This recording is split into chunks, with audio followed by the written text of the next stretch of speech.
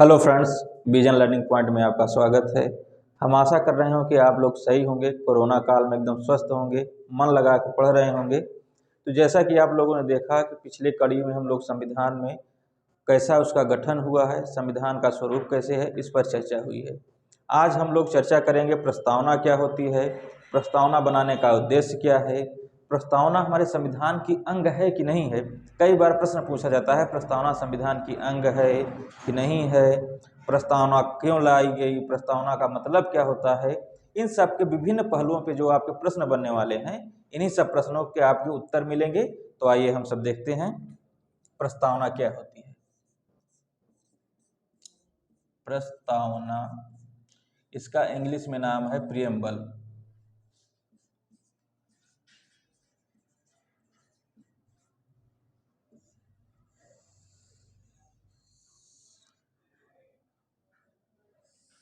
तो प्रस्तावना क्या होती है, ली कहाँ से गई है। सबसे बड़ा प्रश्न पूछा जाता है, प्रस्तावना की भाषा कहाँ से ली गई है, यह कहाँ से लिया गया है, इसका उद्देश्य क्या है। तो आइए हम लोग एक एक करके देखते हैं।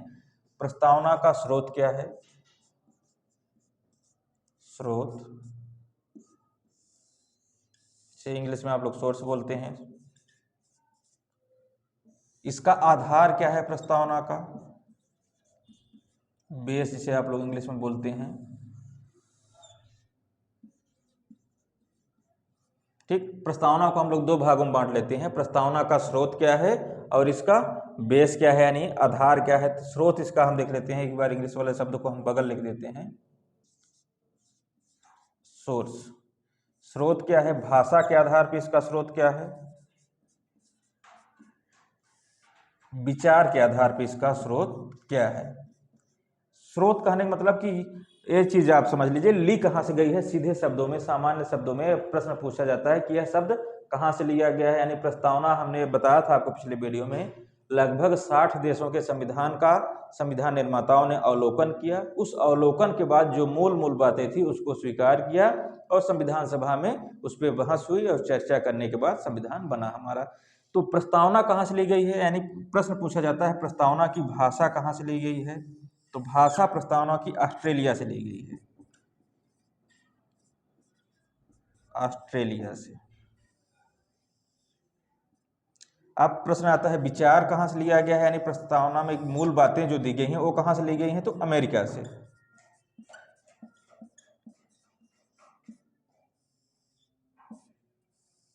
अमेरिका से विचार इसका लिया गया है। भाषा कहाँ से ली गई है, ऑस्ट्रेलिया से। तो आइए हम देखते हैं एक बार फिर से। प्रस्तावना में पूछा जाता है प्रस्तावना का स्रोत क्या है। तो सबसे पहले पूछा जाता है इसकी भाषा प्रस्तावना की कहाँ से ली गई है। तो भाषा कहाँ से ली गई है, भाषा ऑस्ट्रेलिया से ली गई है। प्रस्तावना का विचार कहाँ से आया, विचार आया अमेरिका से। भाषा को लैंग्वेज कहेंगे इंग्लिश में, विचार को थॉट्स बोलेंगे हम लोग।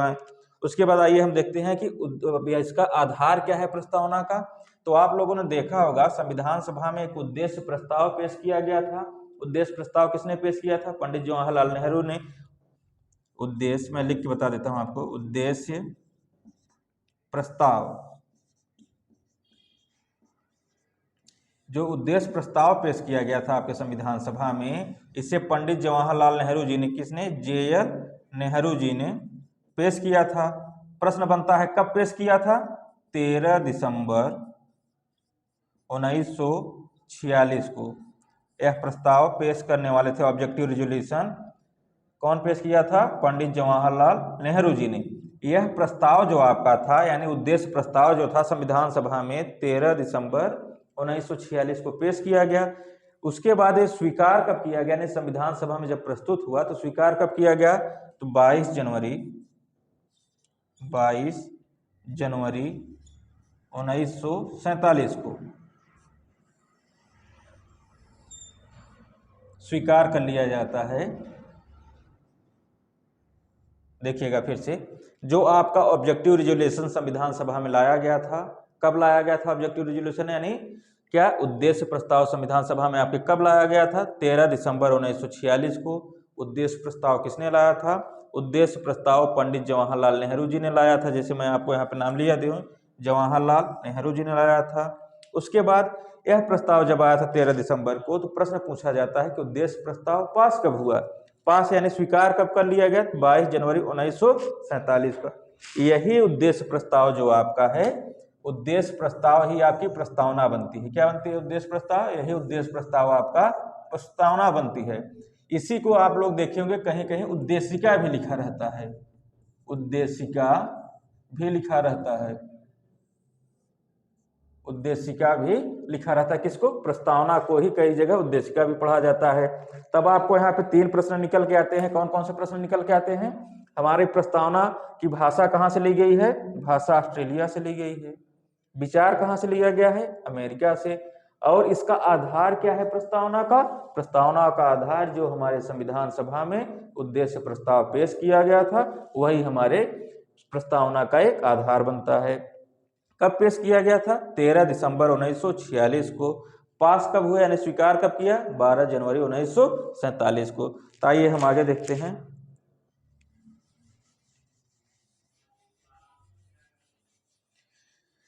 आप लोगों को बहुत ज्यादा याद करने की जरूरत नहीं है, इसे देखते रहिए। एक बार 2 बार देखेंगे आप वीडियो को, तुरंत समझ में आएगा। कॉन्सेप्ट अगर आपके दिमाग में बैठता है तो तुरंत आपको याद हो जाएगा। आप लोग अगर लिखना ना चाहें तो बीच बीच में मैं हट जाता हूँ, आप लोग स्क्रीनशॉट ले लिया करिए। स्क्रीनशॉट रहेगा तो ज़्यादा बढ़िया रहता है। कहीं भी आप रहें, तुरंत मोबाइल तो इस्तेमाल ही करते हैं, उससे आप देख सकते हैं। तब आइए हम देखें प्रस्तावना में क्या लिखा गया है। जैसे आप लोग कई जगह पढ़ते होंगे, एनसीईआरटी बुकों में, हर बुक में लगभग सभी बुकों में संविधान की कुछ मूल बातें, जिससे प्रस्तावना किसी में लिख दिया, किसी में मूल अधिकार लिख देता है, कहीं लिख दे रहा है राज्य के निर्देशक तत्व। तो आप घबराना नहीं है कि सर बता नहीं रहे हैं कि 22 भाग कब बताएंगे, 25 भाग क्यों बोला जाता है, कहीं 22 क्यों बोला जा रहा है, 395 अनुच्छेद कहाँ है, मूल क्या होता है, वर्तमान में क्या। इन सब को हम पूरी विस्तृत चर्चा करेंगे आगे वाली क्लासों में। आज हम लोग प्रस्तावना में क्या होता है? हम भारत के लोग, हम भारत के लोग, भारत के लोग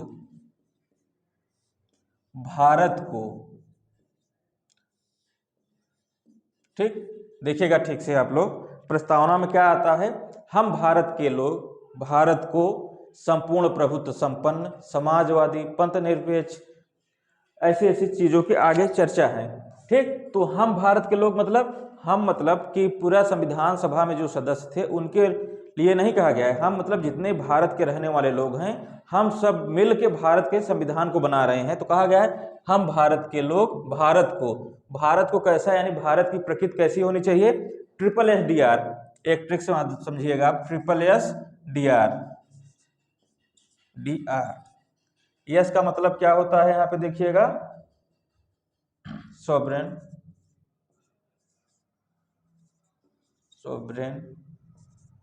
सोशलिस्ट, सेकुलर, डेमोक्रेटिक था रिपब्लिक। सोवरेन मतलब होता है संप्रभु, मैं दूसरे मार्कर से लिख दे रहा हूं, संप्रभु। आपका सोशलिस्ट मतलब समाजवादी,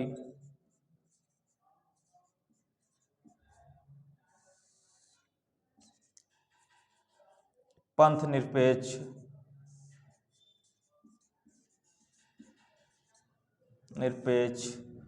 लोकतांत्रिक,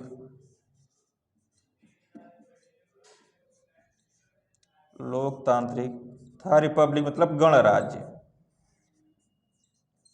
देखिएगा फिर से आप लोग, संविधान की प्रकृति कैसी है, यानी हम भारत के लोग मतलब हम लोगों ने संविधान को कैसे बनाया है? संविधान को हमने बनाया है, हमारा संविधान कैसा होना चाहिए, यानी हमारा भारत देश कैसा होना चाहिए? हमारा भारत देश संप्रभु हो, समाजवादी हो, पंथ निरपेक्ष हो तथा लोकतांत्रिक हो, लोकतांत्रिक होने के साथ साथ गणराज्य हो। ठीक, इन सभी मुद्दों पे, यानी संप्रभुता क्या होती है, समाजवादी क्या है, उसके साथ पंथ निरपेक्षता क्या है, लोकतांत्रिक क्या है, गणराज्य क्या है, इन सभी पहलुओं पे हम लोग एक एक करके चर्चा करेंगे। लेकिन अभी आगे हम देखते हैं कि ये सब हमारा देश तो ऐसे हो जाएगा, यानी संप्रभु हमारा देश हो गया, समाजवादी हो गया, पंथ निरपेक्ष, लोकतांत्रिक, गणराज्य हो गया। लेकिन हमारे देश का उद्देश्य क्या है? तो आइए हम देखते हैं। देश का उद्देश्य है न्याय, जस्टिस पाना। ठीक, जब ये संविधान बन रहा है किसके लिए बन रहा है? लोगों के लिए बन रहा है। लोगों का संविधान जो प्रकृति है, प्रकृति संविधान की बनाई गई कि यानी कैसे कैसे हमारा देश होना चाहिए, तो उसका उद्देश्य क्या होना चाहिए? न्याय होना चाहिए, न्याय होना चाहिए। अब न्याय कैसा है, लोगों को कैसा न्याय दिया जाए? तो न्याय आपको 3 प्रकार से बताया गया है प्रस्तावना में आपके।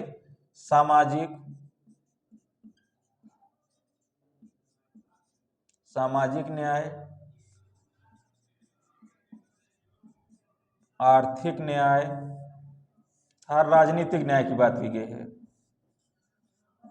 राजनीतिक न्याय कैसा कहा गया है? आपके न्याय के संविधान जो हमारा है बन रहा है, देश की प्रकृति तो ऐसी हुई, उसका उद्देश्य क्या है? लोगों को न्याय मिले। न्याय कैसे मिलना चाहिए? सामाजिक न्याय मिलना चाहिए, आर्थिक न्याय मिलना चाहिए, राजनीतिक न्याय मिलना चाहिए। अब न्याय तो मिल गया हमें, मान लीजिए इससे न्याय मिल रहा है, उसके बाद और क्या उद्देश्य होना चाहिए? एक उद्देश्य होना चाहिए हमारे संविधान का, स्वतंत्रता, स्वतंत्रता, लिबर्टी। स्वतंत्रता कैसी होनी चाहिए आपको हम बता रहे हैं। पहले एक बार मैं इंग्लिश में लिख दे रहा हूं इसका। स्वतंत्रता 5 प्रकार की बताई गई है। कैसी? विचार की स्वतंत्रता, अभिव्यक्ति की स्वतंत्रता,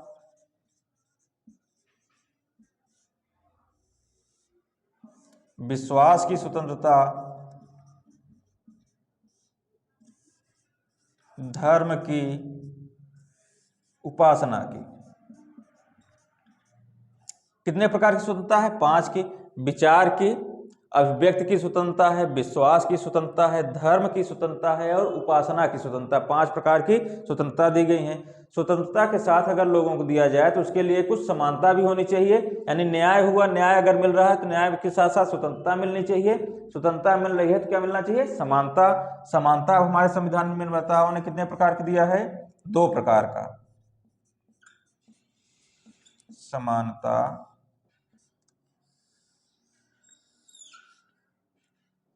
मैं यहां लिख दे रहा हूं, प्रतिष्ठा और अवसर की समानता। अवसर की समानता। आपको परेशान नहीं होगा कि मैं इन सब चीजों को, सामाजिक क्या होता है, आर्थिक क्या होता है, राजनीतिक क्या होता है, इन सब के बारे में नहीं बता रहा हूं।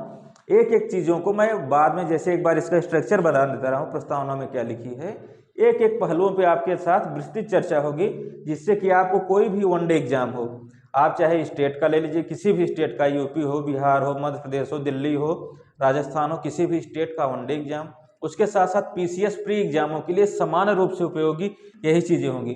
क्योंकि पीसीएस प्री हो गया, आईएएस प्री में भी यही आ सकता है, पूछ सकता है, क्योंकि जो मेन चीजें हैं, मूल चीजें हैं, वो बदल नहीं सकती। ठीक, उनका दूसरे प्रकार से प्रश्न पूछने का तरीका हो सकता है, लेकिन पीसीएस तक एग्जामों में ये आपका समान रूप से उपयोगी है। अब देखिए, आपका न्याय मिल गया, स्वतंत्रता हो गई, समानता हो गई। जब इतना चीज होने के बाद तो अब पूछा जाता है, इतना, अब मैं यहाँ पे लिख रहा हूं, अगर आपको मान लीजिए हम न्याय, स्वतंत्रता, समानता अगर स्थापित हो जाती है, स्थापित हो जाती है, तब व्यक्ति को क्या होगा? एक गरिमामय जीवन जीने को मिलेगा। किसको? व्यक्ति को।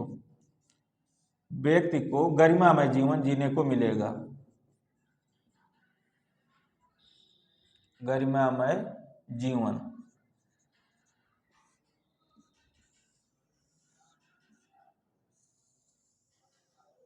जब लोगों को न्याय मिलेगा, स्वतंत्रता मिलेगी, समानता मिलेगी, तो गरिमामय जीवन यानी स्थापित क्या होगा? व्यक्ति का गरिमामय जीवन। जब गरिमामय व्यक्ति का जीवन मिलेगा तो उससे क्या बढ़ेगा? बंधुत्व बढ़ेगा। उससे क्या बढ़ेगा? बंधुत्व बढ़ेगा। किसके बीच में? लोगों के बीच में एक बंधुत्व बढ़ेगा। ठीक, जब बंधुत्व बढ़ेगा तो उससे क्या उत्पन्न होगा? बंधुत्व से बढ़ेगा तो एकता उत्पन्न होगी। एकता के साथ साथ अखंडता आएगी। एकता के साथ साथ क्या आ जाएगी? अखंडता आएगी। ये फिर से मैं एक बार, आपको यहां तक हो गया है, मैंने बोला कि जब आपका न्याय स्थापित हो गया, स्वतंत्रता हो गया, समानता हो गया, जब ये तीनों चीजें स्थापित होगी तो व्यक्ति क्या? गरिमामय जीवन जीने को मिलेगा। अगर कोई व्यक्ति गरिमामय जीवन जीता है तो उसके लिए क्या होना? जब गरिमामय व्यक्ति एक समान हो जाएंगे सब लोग, यानी न्याय भी सबको मिल रहा है, सबके पास प्रतिष्ठा, अवसर की समानता है, आपको क्या है, स्वतंत्रता है 5 प्रकारों की, तब लोगों के बीच में एक बंधुत्व, बंधुत्व का मतलब है भाईचारा बढ़ेगा। जब भाईचारा बढ़ेगा तो लोगों के बीच में एकता आएगी, एकता के साथ साथ अखंडता आएगी। अखंडता का मतलब है लोग एक रहेंगे, टूटेंगे नहीं, ठीक। अखंडता का मतलब लोग खंडित नहीं होंगे, एक ही में रहेंगे। इतना सब होने के बाद कहा गया कि हमारा संविधान जो है 26 नवंबर 1949 को 3 बातें कही गई हैं हमारे संविधान में। अंगीकृत, आत्मार्पित, और क्या होता है आपका संविधान, अधिनियमित होता है। यहां से आपको दिख रहा होगा, मैं यहां से एक लाइन बना के लिख दे रहा हूं। तब हमारा संविधान क्या होता है, 26 नवंबर 1949 को अंगीकृत, अधिनियमित, नियमित था, आत्मार्पित होता है।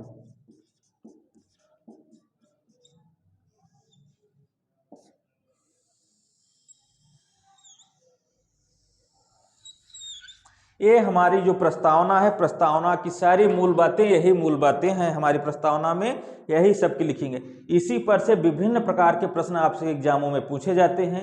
अब प्रश्न कैसे बन रहे हैं, आपको कैसे इसको पढ़ना है, कैसे आपको याद होगा, एक स्ट्रक्चर जो मैंने बनाया है, इसी स्ट्रक्चर को आपको अच्छे से मैं समझाने की कोशिश करता हूँ। आप लोग एक बार फिर से देखेंगे, तुरंत याद हो जाएगा। आइए देखते हैं हम लोग फिर से। प्रस्तावना में लिखा क्या गया, हम भारत के लोग, भारत को यानी भारत को हम कैसा बनाना चाहते हैं, SSDR मतलब संप्रभु बनाना चाहते हैं, सॉवरेन बनाना चाहते हैं, संप्रभु। समाजवादी हमारे भारत का स्वरूप कैसा होना चाहिए, संप्रभु होना, यानी संप्रभुता हो, समाजवादी हो, पंथ निरपेक्ष हो, लोकतांत्रिक हो, गणराज्य हो, यानी हमारे भारत का प्रकृति कैसी होनी चाहिए, इस प्रकार की प्रकृति हो। जब भारत की प्रकृति इस प्रकार की हो जाएगी तो उसका कुछ उद्देश्य होगा। तो देश में कैसा उद्देश्य है, एक न्याय होना चाहिए भारत में। कैसा न्याय होना चाहिए, 3 प्रकार की न्याय की बात हमारे दिया गया है संविधान में, प्रस्तावना में, सामाजिक न्याय, आर्थिक न्याय और राजनीतिक न्याय। कई बार एग्जामों में प्रश्न बना है कि न्याय कितने प्रकार का संविधान में दिया गया है, 3 प्रकार का, सामाजिक न्याय, आर्थिक न्याय और राजनीतिक न्याय। उसके बाद प्रश्न बना है स्वतंत्रता कितने प्रकार की होती है, देखिएगा आप, स्वतंत्रता 5 प्रकार की होती है। 5 प्रकार की स्वतंत्रता होती है, विचार की स्वतंत्रता, अभिव्यक्ति की स्वतंत्रता, विश्वास की, धर्म की और उपासना की स्वतंत्रता होती है, ठीक। अब बात करती है समानता कितने प्रकार की बात की गई है हमारे संविधान में, 2 प्रकार की समानता की बात की गई है। एक आपके प्रतिष्ठा की बात की गई है, एक अवसर की समानता की बात की गई है। कहाँ पे, आपके प्रस्तावना में प्रश्न बनते हैं कि समानता कितने प्रकार की होती है, समानता 2 प्रकार की है, प्रतिष्ठा की और अवसर की। उसके बाद इतना चीज जब मिल जाता है, न्याय मिल गया, स्वतंत्रता मिल गई, समानता मिल गई, तो क्या स्थापित हो जाए, व्यक्ति को गरिमामय जीवन जीने की एक अवधारणा आती है, यानी व्यक्ति स्वतंत्र रूप से गरिमामय जीवन जी सकता है। फिर मैं इधर से दिखाता हूं आपको। उसके बाद क्या होगा, इतना होने के बाद बंधुत्व लोगों के बीच में आएगा। बंधुत्व आएगा तो क्या आएगी, एकता आएगी, लोगों के बीच में अखंडता आएगी। और इतना पूरा स्वरूप होने के बाद हमारे प्रस्तावना में लिखा गया है कि इतना सब होने के बाद प्रस्तावना हमारी 26 नवंबर 1949 को संविधान हमारा अंगीकृत होता है, अधिनियमित होता है, आत्मार्पित होता है। इतनी सब चीजों की चर्चा हमारी प्रस्तावना में दी गई है।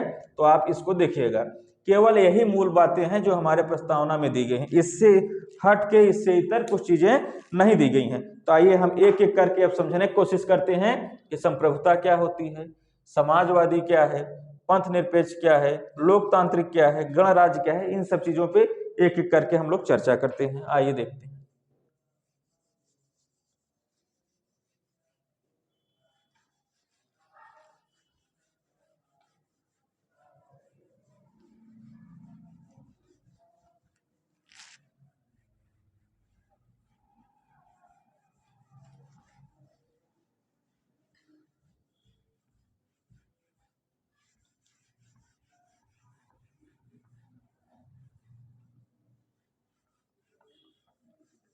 आइए देखते हैं संप्रभुता क्या होती है। सबसे बड़ी बात है, पहले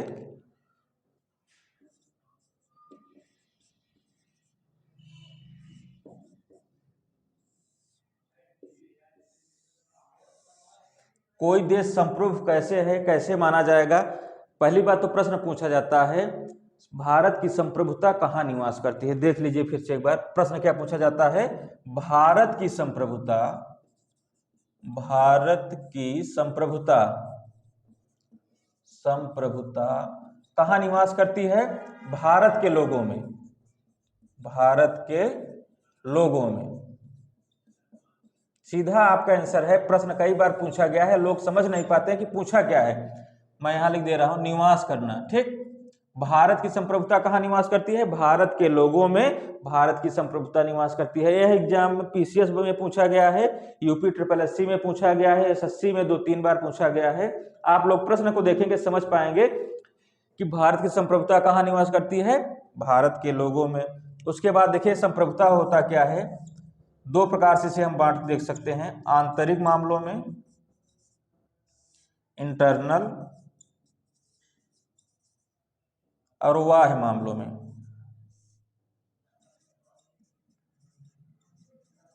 देखिएगा, कोई भी देश हो, कोई भी देश हो जो अपने आंतरिक मामलों में सर्वोच्च निर्णय ले, आंतरिक मामलों में जो भी उसके देश के अंदर जो भी मामले हैं उस मामलों को हम लोग क्या बोलेंगे, आंतरिक मामला। आंतरिक मामलों में सर्वोच्च निर्णय ले तथा बाह्य मामलों में स्वतंत्र निर्णय ले, यानी किसी देश से संबंध कैसे बनाना है, क्या करना है, हमारे देश के स्वरूप कैसे हो, लोगों से संबंध क्या बनाए, इस मामलों में स्वतंत्र निर्णय ले तथा आंतरिक मामलों में क्या करे, सर्वोच्च निर्णय ले। उस प्रकार का अगर कोई देश निर्णय लेता है तो क्या माना जाएगा, एक संप्रभु कंट्री। यहां से फिर से हम लोग देखते हैं संप्रभुता क्या है, भारत की संप्रभुता कहाँ निवास करती है, भारत के लोगों में। ठीक, फिर प्रश्न बनता है, भारत संप्रभुता होती क्या है, क्या होता है, कोई भी देश अपने आंतरिक मामलों में स्वतंत्र निर्णय ले, यानी सर्वोच्च निर्णय ले तथा बाह्य मामलों में स्वतंत्र निर्णय ले रहा है तो वह कैसा देश माना जाएगा, एक संप्रभु देश माना जाएगा। अब कई बार प्रश्न बना है, यूपी SSC में वही बना है था, SSC में बना है, CGL में, UPSI पुलिस में भी बना है, PCS में बना है। प्रश्न क्या बना है, नाम मात्र की संप्रभुता किसमें होती है। भारत की अगर हम बात करें, यहाँ पे हम अगर भारत के बारे में चलें, भारत की संप्रभुता, क्योंकि हम लोग भारत की चर्चा कर रहे हैं, भारत की संप्रभुता की अगर हम बात करें तो नाम मात्र की संप्रभुता किसमें निवास करती है, नाम मात्र की, नाम मात्र की, जिसे इंग्लिश में आप नॉमिनल बोलेंगे। नाम मात्र की संप्रभुता का हेड कौन होता है, भारत में हम बात करें तो प्रेसिडेंट, यानी राष्ट्रपति, राष्ट्रपति। फिर हम बात करेंगे वास्तविक, जिसे आप लोग रियल बोलते हैं, वास्तविक संप्रभुता का हेड आपके भारत देश में कौन सा है, अपना प्यारा भारत जो है उसमें कौन सा है, PM को माना जाता है वास्तविक संप्रभुता का हेड भारत में। अगर हम पूछें लीगल यानी कानूनी रूप से, कानूनी जिसे आप लोग लीगल बोलते हैं, लीगली रूप से संप्रभुता का हेड भारत में कौन है, तो हमारे संविधान को, कॉन्स्टिट्यूशन को माना जाएगा, संविधान को। ठीक, तो आइए हम लोग देखते हैं, ये आपका जो पूछा गया है, आप तो कहीं देखे होंगे, कई बार बुकों में पढ़े होंगे, कार्यपालिका का नाम मात्र कार्यपालिका का हेड कौन है, राष्ट्रपति। वास्तविक कार्यपालिका का हेड कौन सा है, प्रधानमंत्री हैं। लेकिन आप लोग ये ध्यान नहीं दिए होंगे, कई बार प्रश्न PCS में पूछा है संप्रभुता का नाम मात्र का हेड कौन है, तो हम लोग कंफ्यूज होते हैं, अरे संप्रभुता कहाँ से आ गई, संप्रभुता क्या है।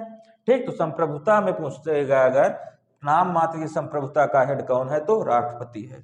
नाम मात्र की वास्तविक कार्य का हेड कौन है संप्रभुता का, तो प्रधानमंत्री है। संप्रभुता का कानूनी रूप से हेड कौन है, तो हमारा संविधान है। इतनी बातें अगर आपको समझ में आ गई होंगी तो हम लोग समाजवादी पे चलते हैं।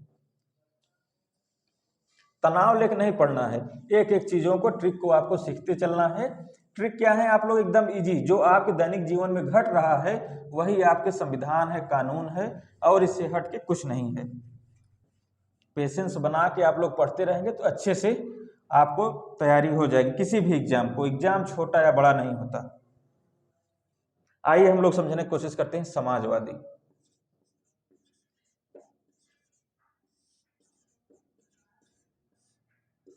सोशियलिस्ट, समाजवादी क्या है।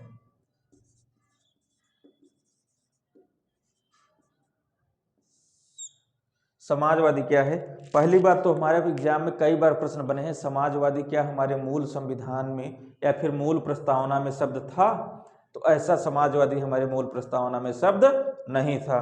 तो यह प्रश्न कब आया, इसकी शुरुआत कैसे हुई, इन सब पे हम लोग चर्चा करेंगे। ठीक, तो आइए पहले देखिए आया कब हमारे संविधान में। तो हम देखेंगे 42 संशोधन अधिनियम, या मैं सीधा लिख देता हूं आपको हिंदी में जिससे दिक्कत ना हो। संशोधन अधिनियम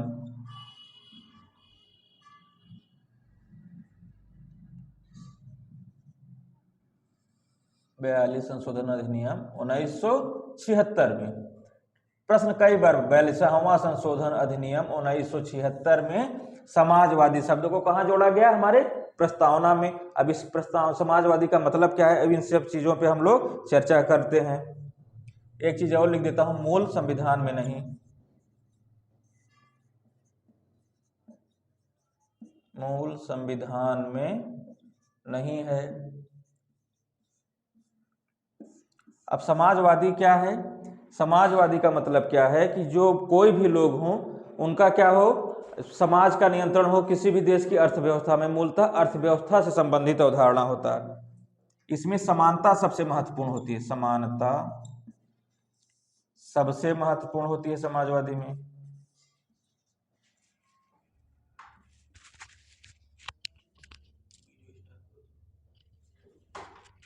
इसमें समानता सबसे 42 संशोधन अधिनियम 1976 में समाजवादी शब्द हमारे प्रस्तावना में जोड़ा गया। अब समाजवादी क्या होता है, इसका विचार कहाँ से आया, इन सब चीज़ों पे, इन पहलुओं पे हम लोग आइए चर्चा करते हैं। समाजवादी शब्द जो है हमारे मूल संविधान में नहीं था। इसमें समाजवादी में समानता जो होती है सबसे महत्वपूर्ण चीज़ है। क्या है, समानता जो होती है सबसे महत्वपूर्ण चीज़ होती है हमारे समाजवादी विचार में। इसमें शोषण की समाप्ति की बात होती है, किसमें, समाजवादी में। अब ये क्या है, मूलतः अर्थव्यवस्था की अवधारणा आधारित है। किस पे, मूलतः अर्थव्यवस्था की अवधारणा, अर्थव्यवस्था की अवधारणा पर आधारित है। इसमें अर्थव्यवस्था किसी देश की कैसी हो, इन सब पहलुओं पे चर्चा की गई है। तो इन्हीं सब में आप लोग देखे होंगे उदारवाद आता है, मार्क्सवाद, समाजवाद, साम्यवाद, ये सब क्या है, ये अर्थव्यवस्था के एक मॉडल हैं। कैसे मॉडल हैं, एग्जाम में बना है, कई बार प्रश्न बना है। उदारवाद का विचार किसने दिया, जॉन लॉक ने दिया। मार्क्सवाद का विचार किसने दिया, कार्ल मार्क्स ने दिया। समाजवाद का विचार किसने दिया, लेनिन ने दिया। साम्यवादी विचार कौन दिया, माओ से तुंग। अब उदारवाद में होता क्या है, उदारवाद में कहा जाता है कि इसमें जो भी संपत्ति होती है उस पर सरकार का नियंत्रण नहीं होता है, सरकार का नियंत्रण नहीं। जब सरकार का नियंत्रण नहीं है तो नियंत्रण किसका होगा, इस पे निजी क्षेत्र का नियंत्रण होगा। यानी जो निजी क्षेत्र हैं वो क्या करेंगे, अर्थव्यवस्था को नियंत्रित करेंगे और इसमें सरकार अपनी कोई भूमिका नहीं निभाएगा। ये कहा, पूर्व के देश जो थे, पूर्व से पश्चिम की ओर विचार का ट्रांसफर हुआ, तो उसमें सबसे पहले क्या आया यूरोप में, उदारवाद। उदारवाद की चर्चा हुई। उसके बाद कार्ल मार्क्स आते हैं, तो कार्ल मार्क्स विचार देते हैं मार्क्सवादी विचार। मार्क्सवादी विचार में होता क्या है, इन्होंने कहा कि जो भी संपत्ति हैं, स्कूल हैं, विद्यालय हैं, कॉलेज हैं, सरकारी भवन है, इन सब का निर्माण मजदूरों ने किया। तो जो भी संपत्ति है उसका मालिक कौन होना चाहिए, मजदूर होने चाहिए। इस वजह से इन्होंने जो विचार दिया उसको हम कहते हैं मार्क्सवादी विचार, यानी मार्क्सवादी विचारधारा को प्रतिपादन किया कार्ल मार्क्स ने। फिर आता है समाजवादी, जो भी संपत्ति है समाज के लोगों द्वारा नियंत्रित होनी चाहिए। किसके द्वारा, समाज के लोगों द्वारा नियंत्रित होनी चाहिए। इस टाइप का विचार जो है वो लेनिन ने दिया। मार्क्सवादी ने कहा जो भी है लेबर जो होते हैं, लेबर द्वारा नियंत्रित अर्थव्यवस्था होनी चाहिए। मार्क्स का विचार है ये, समाज की बात करते हैं लेनिन कि जो भी अर्थव्यवस्था है समाज समतापूर्ण रूप से, यानी हर व्यक्तियों को समान रूप से मिले। फिर माओ से तुंग आते हैं, कहते हैं साम्यवादी, ये समुदाय की बात करते हैं। जो भी अर्थव्यवस्था का कंट्रोल होगा समुदाय के माध्यम से होगा। इस विचार को क्या कहा जाता है, माओ से तुंग का विचार किया जाता है। अब आइए प्रश्न क्या बनेगा, समाजवादी जो विचारधारा है किस अधिनियम के तहत आया, 42वां संशोधन अधिनियम 1976 के तहत आया। सबसे बड़ा प्रश्न बनता है इसमें क्या चीज सबसे महत्वपूर्ण होती है, समानता सबसे महत्वपूर्ण होती है, शोषण की समाप्ति करती है। आपके एग्जाम में, वनडे एग्जाम में सिर्फ ए प्रश्न पूछा जाता है, क्या होता है, बाकी पीसीएस वगैरह में इस टाइप के प्रश्न बनते हैं। आप देखेंगे उदारवाद क्या होता है, इसमें कई बार प्रश्न वन एग्जाम में बना है। तो जॉन लॉक ने दिया है उदारवाद पे। कार्ल मार्क्स को किसने दिया है, जो मार्क्सवादी विचारधारा है, कार्ल मार्क्स ने। समाजवादी विचारधारा किसने दिया है, लेनिन ने। साम्यवादी विचारधारा किसने दिया है, माओ से तुंग ने दिया है। इसके बाद आइए हम लोग देखते हैं समाजवादी भारत में अर्थव्यवस्था कैसी है।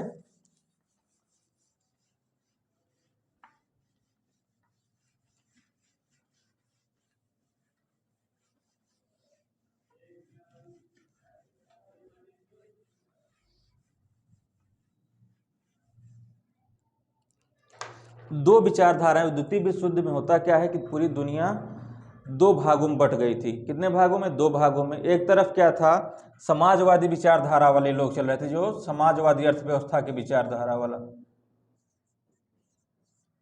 जिसका लीड कर रहा था यूएसएसआर। कौन कर रहा था, यूएसएसआर, जिसका लीड में मेन था देश वो रूस था। उसके बाद जो उदारवाद को अपनाने वाले देश थे,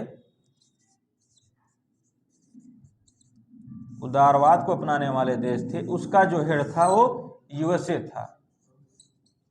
ये दो देश थे, दोनों मिलके काम कर रहे थे। भारत क्या था, जब भारत स्वतंत्र हुआ तो भारत स्वतंत्र होने के बाद एक नेम बनाया, नॉन अलाइंड मूवमेंट, यानी हम किसी ग्रुप में नहीं शामिल होंगे, न यूएसएसआर वाला यानी समाजवादी वाला, न ही उदारवाद वाली विचारधारा, इसमें हम लोग सहमत नहीं होंगे, हम लोग अपना अलग से बनाएंगे। भारत क्या हुआ, समाजवादी। आगे प्रक्रिया में होता क्या है, 1971 में जब पाकिस्तान से युद्ध होता है तो अमेरिका जो होता है पाकिस्तान के समर्थन में आ जाता है। भारत को समर्थन देने के लिए रूस तैयार होता है। तो इसी क्रम में देखे होंगे कि जो 42 संशोधन होता है, भारत की अर्थव्यवस्था यहीं से 42 संशोधन में जो है तो समाजवादी हो जाती है। ठीक, इसी क्रम में आगे जब बढ़ते हैं देखते हैं कि 1991 आते आते भारत का कोष पूरी तरीके से खाली हो जाता है। जब भारत का कोष पूरी तरीके से खाली हो जाता है तब उसके पास पूरे तरीके से कहने का मतलब है कि उसके 2-4 दिन तक के लिए डॉलर उसके पास बची थी कि आयात कर सके बाहरी सामानों का, यानी दूसरे देशों से। तो आईएमएफ, वर्ल्ड बैंक, अमेरिका जैसे देशों ने दबाव लगाया कि आप अपनी इकोनॉमी को ओपन करिए, यानी अर्थव्यवस्था को खोलिए। पहले भारत की अर्थव्यवस्था बंद थी। ठीक, तो 1991 में आता क्या है, 1991 में जो वित्त मंत्री थे उस समय के मनमोहन सिंह जी थे। मनमोहन सिंह ने एक मॉडल अपनाया जिसको एलपीजी कहता है, एलपीजी मॉडल कहा जाता है। इसमें लिबरलाइजेशन, प्राइवेटाइजेशन, ग्लोबलाइजेशन आता है। उदारवाद, निजीकरण था, वैश्वीकरण, तीन विचार आते हैं। कब आते हैं, 1991 में। किस परिस्थितियों में आते हैं, जैसे मैंने बताया कि भारत की अर्थव्यवस्था एकदम कमजोर होने वाली थी, यानी उसके निर्यात और आयात जो होता है उसमें आयात वाला सिस्टम है, यानी जो विदेशों से भारत आने वाला था उसके लिए डॉलर की जरूरत पड़ेगी। डॉलर भारत के पास कोष में बहुत कम बचा था। तो विश्व बैंक, आईएमएफ के दबाव में भारत ने अपनी अर्थव्यवस्था को खोला। उस समय वित्त मंत्री हमारे थे मनमोहन सिंह जी। मनमोहन सिंह ने मॉडल लाया एलपीजी, लिबरलाइजेशन, प्राइवेटाइजेशन और ग्लोबलाइजेशन। इस मॉडल के तहत भारत की अर्थव्यवस्था जो थी पहले समाजवादी कहा जाता था, लेकिन क्या हो जाती है, मिश्रित अर्थव्यवस्था हो जाती है, मिश्रित अर्थव्यवस्था। तो आप लोग देखे होंगे कई बार एग्जाम, पीसीएस एग्जामों तक में पूछा जाता है। अब बहुत बार रिपीट क्वेश्चन होता है कि भारत की अर्थव्यवस्था कैसी अर्थव्यवस्था है, तो भारत की अर्थव्यवस्था मिश्रित अर्थव्यवस्था है। तो आज मित्रों हम लोगों ने चर्चा किया कि स्वरूप कैसा है हमारी प्रस्तावना का। हमने चर्चा किया कि जो स्वरूप है उसके साथ साथ संप्रभुता क्या है, समाजवादी क्या है।